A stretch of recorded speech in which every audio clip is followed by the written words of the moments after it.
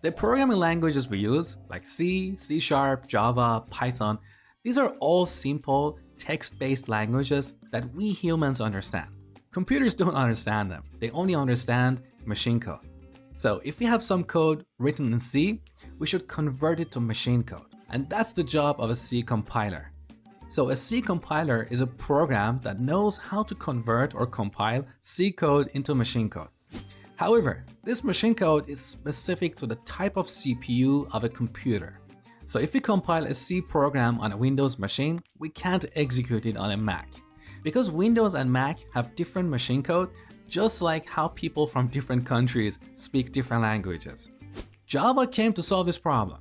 Java compiler doesn't compile Java code into machine code.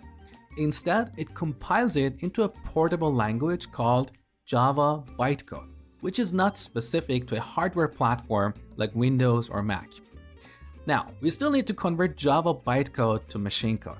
So Java also comes with a program called Java Virtual Machine, or JVM, for doing this.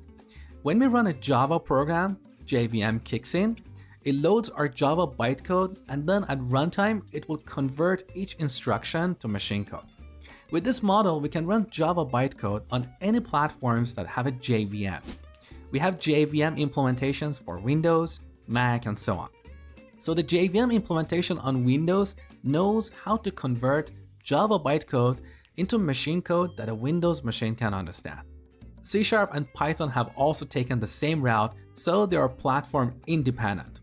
When we run a Python program using CPython, first it will compile our Python code into Python bytecode, then it will pass that bytecode to Python virtual machine, which will in turn convert it into machine code and execute it. This is how CPython works. In the last lecture, we talked about various Python implementations. I told you that if you want to reuse some Java code in a Python program, you should use Jython. Now let's see how Jython makes this possible.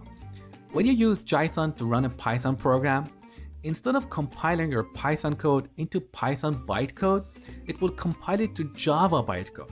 So you can take this Java bytecode and run it using Java Virtual Machine. And that's why you can import some Java code into a Python program when using Jython, because the end result is Java bytecode, which will eventually be executed by Java Virtual Machine.